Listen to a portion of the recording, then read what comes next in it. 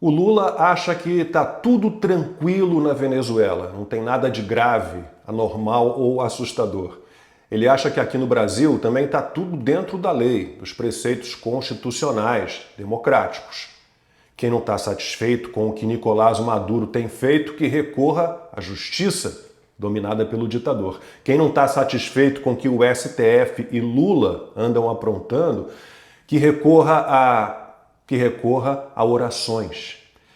Maduro afirmou esses dias que Deus colocou a sua mão no curso das eleições para que ele seguisse na missão de dirigir a Venezuela.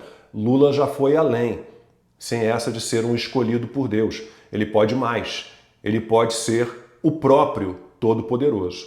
Maduro declarou: sou um trabalhador, sindicalista, deputado constituinte, e tudo isso por amor, sou um guerreiro do amor. Lula também. Lula também.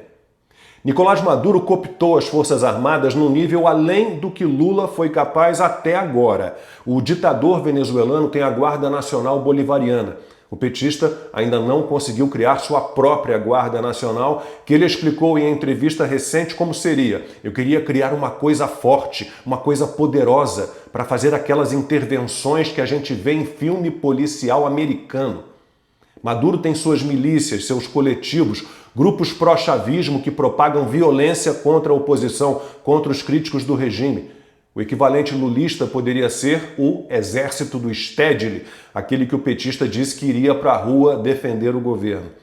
Maduro também correu para o capitalismo de Estado, dando a empresários ligados a ele amplos espaços de atuação. Em seu terceiro mandato, Lula já trouxe de volta esse esquema. O ditador da Venezuela diz que todos os problemas que o país enfrenta são causados por sanções ilegais. A nota oficial que o PT emitiu depois da fraude eleitoral chefiada por Maduro, texto certamente avalizado por Lula, usa a mesma justificativa. Contra o imperialismo estadunidense, Maduro e Lula são socialistas típicos, com o ranço ideológico de sempre. Detestam o mundo real, são ultrapassados, mofados. E mantendo a tradição, não abrem mão do luxo. O ditador usa relógio Rolex, Lula tem um Piaget. Os dois são milionários. Seus filhos também estão muito bem de vida. E que a imprensa de verdade não venha encher a paciência. Maduro e Lula têm seus jornalistas de estimação. Quem ousa criticar os dois sabe os riscos que corre. Eles só aceitam perguntas amigas, condescendentes, perguntas que não são perguntas. Vivem cercados de repórteres cordeirinhos, com suas cabeças concordantes para frente e para trás, sorrisos submissos quase nervosos. Odeiam Elon Musk, as mídias digitais independentes e falam o tempo todo em censura, que tratam por regulação ou regulamentação. Há uma diferença entre Lula e Maduro, nada que não se ajeite. O ditador da Venezuela diz que o país tem um sistema eletrônico de votação e apuração dos votos infalível. Lula, pelo que anda dizendo, também acredita nisso. Só que Maduro acusa o sistema brasileiro de não ser auditável, de ser falho. Lula já pensou assim, mas mudou de ideia. Eles adoram as fraudes que lhes favorecem. Afirmam que não há golpe de Estado quando ele é claro.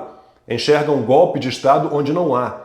Não estão nem aí para a Constituição, a transparência, a retidão, não dão a mínima para os mortos, os presos políticos, o cerceamento do debate e das liberdades. Querem controlar tudo. Amam o Estado enorme, pesado, ineficiente, corrupto, que só pode apontar para o abismo. E chamam seus opositores de fascistas e nazistas. Maduro e Lula desprezam a democracia. Maduro e Lula normalizam tiranias que eles enxergam como a vanguarda na luta contra o Ocidente malvadão. Estão com a China, a Rússia, a Nicarágua, com Cuba, o Irã, ao lado de terroristas do Hamas, do Hezbollah.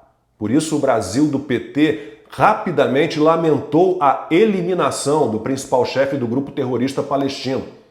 O governo brasileiro condena veementemente o assassinato do chefe do escritório político do Hamas. Na imprensa que desistiu de ser imprensa, Ismail Haniyeh virou um moderado, um pragmático, alguém que não se envolvia com a luta armada. Dizem até que ele não sabia dos ataques de 7 de outubro, assim como Lula não sabia do mensalão e do petrolão. Ismail Haniyeh comemorou as atrocidades cometidas contra Israel, conclamou palestinos em todo o mundo a cometer novos ataques e defendia o uso da população palestina como escudo humano.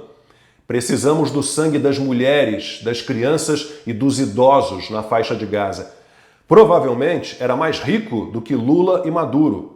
Fez fortuna desviando fundos destinados aos necessitados de Gaza por organizações internacionais, com achaques aos palestinos. Cobrava imposto de 20% sobre todos os produtos que entravam por túneis clandestinos a partir do Egito. Também exigia pagamento de todas as pessoas que saíam por esses túneis, além de receber recursos dos governos da Turquia e do Catar. Ismail Haniyeh esteve bem perto de Geraldo Alckmin na posse do presidente do Irã. Entre ele e o vice-presidente brasileiro estavam o porta-voz dos Houthis, terroristas do Iêmen, que usava uma adaga na cintura, o chefe da Jihad Islâmica, outro grupo terrorista palestino, e um dos chefes do Hezbollah, grupo terrorista libanês. Em mais uma cena de crime, Alckmin ouviu os gritos de morte aos Estados Unidos, morte a Israel. É o mesmo que se ouve de Maduro e de todos os cínicos e indecentes que o apoiam. Só se engana quem quer. Está muito claro, como escreveu Olavo de Carvalho, os mais pérfidos inimigos da democracia posam de supremos heróis da vida democrática.